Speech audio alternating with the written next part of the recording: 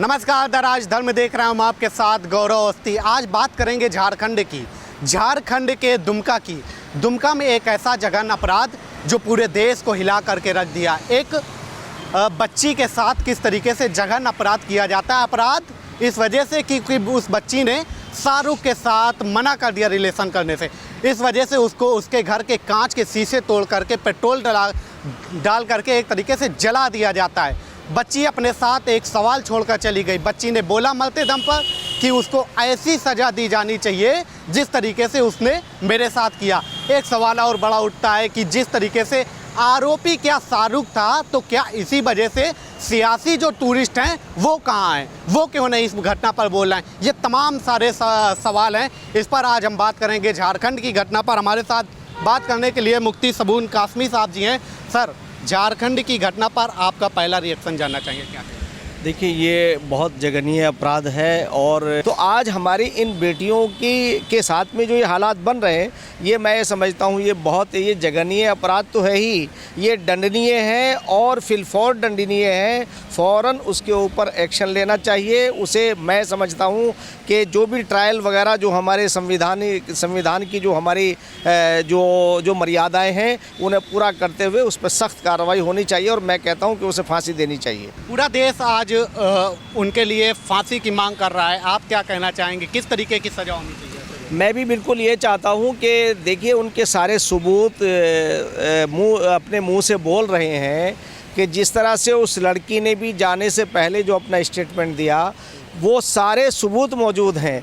अब मैं समझता हूँ कि जिसने एक जान ली उसे जीने का भी अधिकार नहीं है। और उस लड़की को इंसाफ तब मिलेगा कि जब उसे ऐसी ही सज़ा दी जाए जैसी कि उसने उस लड़की को दी है। मैं समझता हूँ उसे फांसी देनी चाहिए और हमारी न्यायिक व्यवस्था को फौरी तौर से सुदृढ़ हो करके एक्शन में आना चाहिए और एक ऐसा एग्जाम्पल सेट करना चाहिए कि जो आने वाले लोग इस तरह का कृत्य करने के लिए डरें।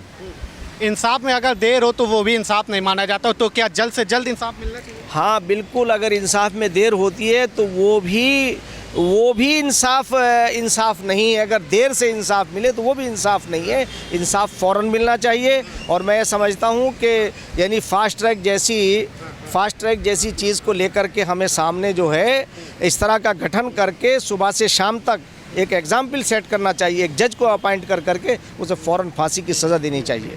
देश की बेटी को तो नहीं बचा पाई सरकार, लेकिन विधायकों को बचाने के लिए तो सेटलमेंट लगातार कर रही है। मैं यही देख रहा हूँ कि कुछ दिनों से जो ये लोकतांत्रिक व्यवस्था है हमारी, इसका इतना मिसयूज़ हो रहा है कि जो करप्शन करने वाले लोग बहुत जल्दी ये आरोप लगा देते हैं कि हमारी सरकार को अस्थिर किया जा रहा है और हमें काम नहीं करने दिया जा रहा है। भाई, बेईमानों को ना सीबीआई ईमानदारों के घर जा सकती है और ना ही कोई ईडी जा सकती है, ना ही कोई सिस्टम परेशान कर सकता है। अगर आप ईमानदार हैं तो अपने आप को ईमानदार बनके और साबित करके तो दिखाइए। बिल्कुल वही हाल जैसे हमारी दिल्ली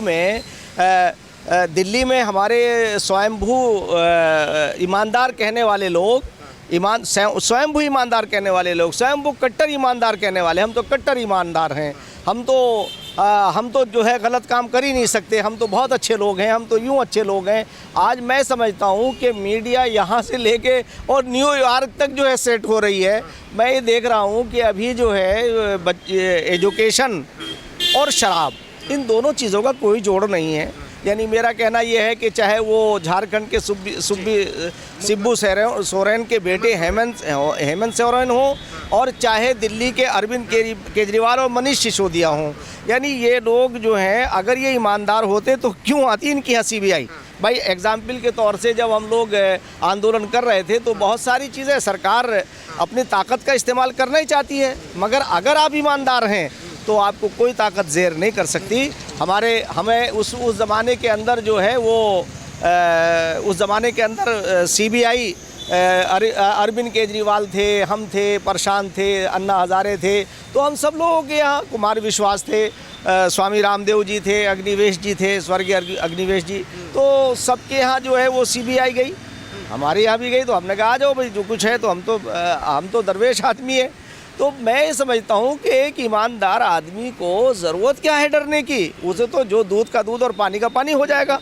अगर आपने कोई करप्शन नहीं किया है और करप्शन खुला हुआ है कि आपने 144 करोड़ आपने शराब माफियाओं के जो है ख़त्म कर दिए, आपने जो है वो आपने 100 यानी 2 रुपए से बढ़ा करके उनका कमीशन जो है वो 12 रुपए कर दिया। लेकिन आज बात दिल्ली की नहीं, आज झारखंड की कर रहे हैं। तो झारखंड की बात ये है कि मतलब कोई भी सरकार हो तो वो ईमानदारी के रास्ते पे बताती है भैया हम ये करके सरकार बनाने जा रहे हैं, लेकिन उसके बाद चल क्या रहा है। झारखंड जैसे राज्य पर आज आप देखेंगे कई तमाम सारे स्कूल वहाँ पर ऐसे हैं, वहाँ पर छुट्टियाँ जो हैं फ्राइडे के दिन की जा रही है। मतलब रविवार को छुट्टी होती है लेकिन फ्राइडे के दिन वहाँ पे छुट्टी की जा रही है, और कुछ स्कूलों पे उर्दू तक लिख दी गई। नहीं, वो तो संविधान चेंज कर रहे हैं वो बिल्कुल नहीं, संविधान तो क्या चेंज कर पाएंगे, मगर ये ज़रूर है कि जो ये अपीसमेंट की जो राजनीति है, इनकी जो तुष्टीकरण ने इस किया तो इन्होंने कुछ है नहीं। सिर्फ इनके तुष्टीकरण के जो इनके काम हैं, जैसे मान लीजिए मैं एग्जाम्पल के तौर से कहूँ कि जुमे के दिन छुट्टी हो करके सिर्फ उस छुट्टी से मुसलमानों को क्या फ़ायदा होगा, उस समुदाय को क्या मिलेगा, कुछ नहीं मिलेगा। हमारे देश के अंदर जब रविवार की छुट्टी होती है तो हमारे देश के अंदर अलग अलग लोग धर्मों के मानने वाले हैं। क्रिश्चियन जो है वो रविवार के दिन अपने क्रियाएं करते हैं, मुसलमान फ्राइडे को यानी जुमे को करते हैं। इसी तरह से जो है वो हमारे हिंदू भाई जो है वो मंगल को करते हैं। तो अगर ये चीज़ सिलसिला शुरू हो जाएगा तो फिर तो देश के अंदर एजुकेशन या पढ़ाना, एक तो वैसे ही ये टीचर बहुत कम पढ़ाते हैं और उसके बाद भी इतनी छुट्टियां हैं, और अगर ऐसा सिस्टम बनाओगे तो ये तो बड़ा नुकसानदायक है देश के लिए और देश की एजुकेशन के लिए। मैं समझता हूँ कि इससे मुसलमानों को या किसी भी समुदाय को कोई लाभ होने वाला नहीं है, बल्कि उसका नुकसान होगा। और नुकसान उसका ये है कि अगर हम ये समझते हैं कि भाई हमारे जो हमारी रिवायतें हैं, हमारी परंपराएं हैं, वो ये नहीं हैं। हम लॉ एंड ऑर्डर जो है उसमें हाँ बिल्कुल, तो वो तो विफल हो ही गया। मगर मैं इसमें एक बात ये कहना चाहूँगा कि जो ये लोग फ्राइडे की छुट्टी की बात करते हैं, इसका मुसलमानों से कोई लेना देना नहीं है, कोई फ़ायदा नहीं है। मैं तो बल्कि उन मुसलमानों को जो इनसे खुश होना चाहते हैं कहना चाहता हूँ कि जिन गाँव में नमाज जुमा नहीं होती है, उन लोगों के ऊपर जो उन गाँव में चले जाते हैं उनके ऊपर जुमा फ़र्ज़ नहीं है।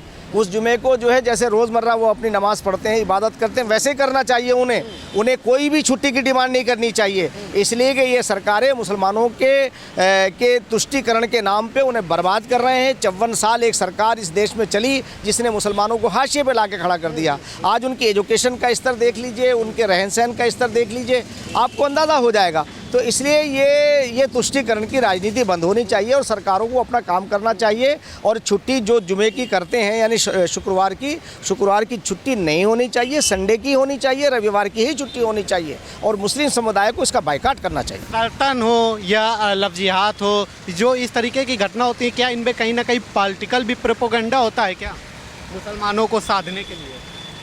ये ऐसा ही हो रहा है, इसलिए कि देखिए मैं समझता हूँ कि आम तौर से देखिए गौरव, आप जानते हो कि आपके दोस्त मुसलमान भी हैं, हिंदू भी हैं, और आप मुस्लिम एरियो में भी जाते हैं। जैसे आप जामिया मिलिया इस्लामिया के सामने खड़े हैं, आप रोज़ हम भी अपने हिंदू भाइयों में जाते हैं, हम मठों में जाते हैं, मंदिरों में जाते हैं और अपने उन संत और महात्माओं से मिलते हैं, पॉलिटिकल लोगों से मिलते हैं। हमें कहीं नज़र नहीं आता कि हमारे नफ़े और नुकसान बिल्कुल एक हैं, हमारे नफ़े नुकसान एक हैं, हमारी ज़रूरतें एक हैं। अगर इसमें हम इस तरह का माहौल बनाएंगे तो ये बहुत दुर्भाग्यपूर्ण है।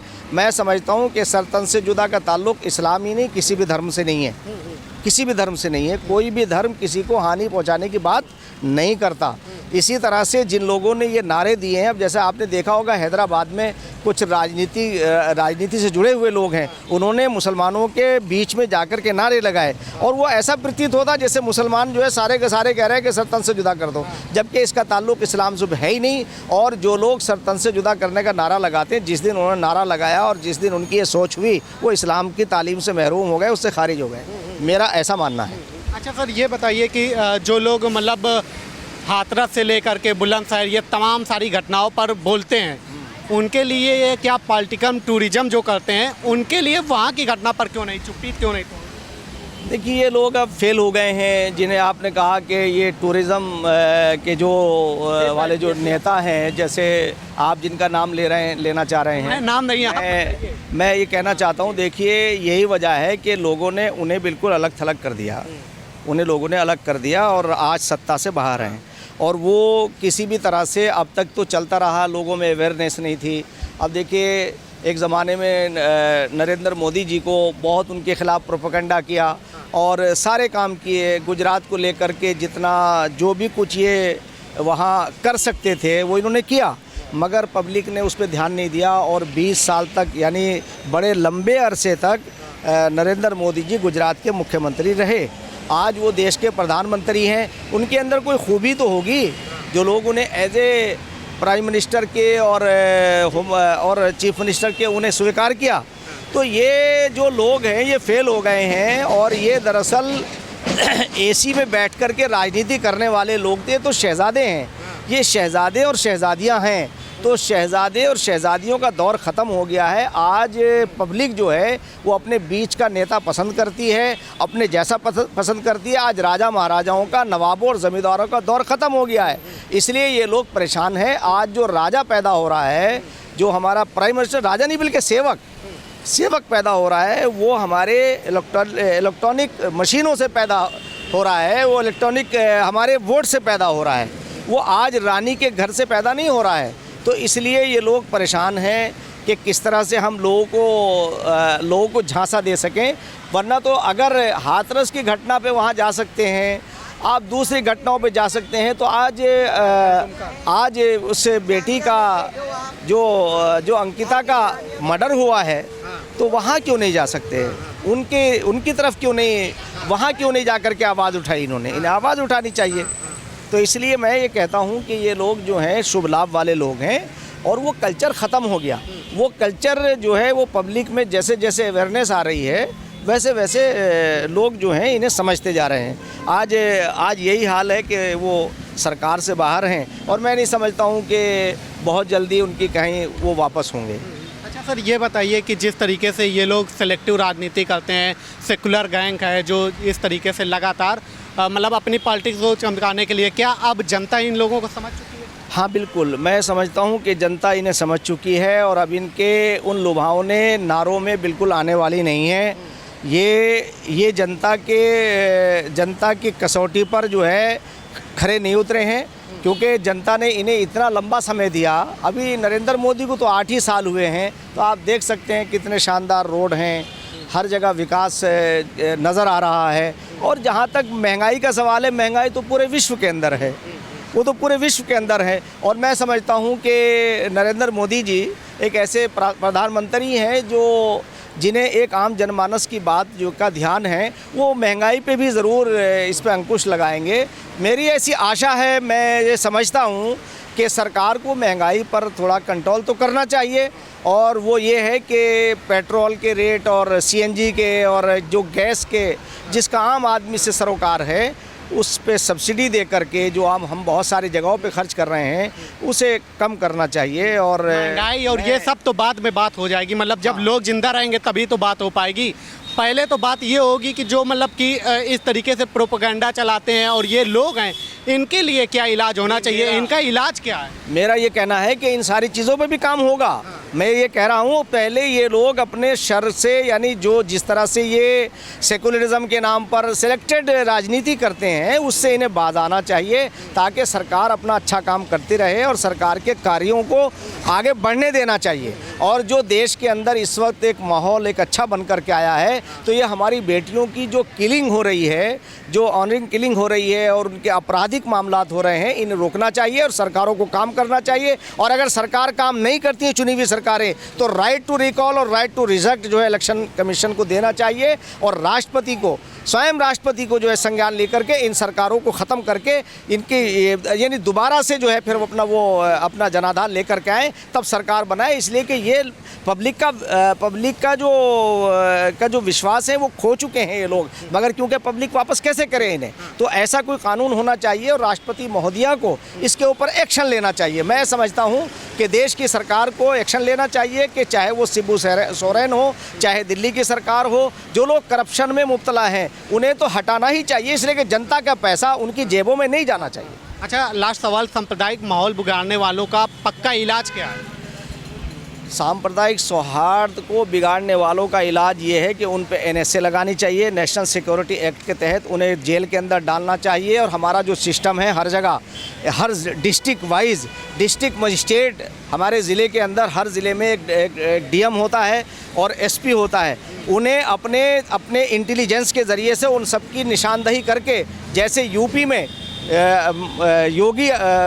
योगी आदित्यनाथ जी ने जिस तरह से एक टेरर पैदा किया है दहशतगर्दों पे, जो वो अपनी दहशत का टेरर पैदा करते थे, आज यहाँ बिल्डोज़र ने अपनी दहशत पैदा की है।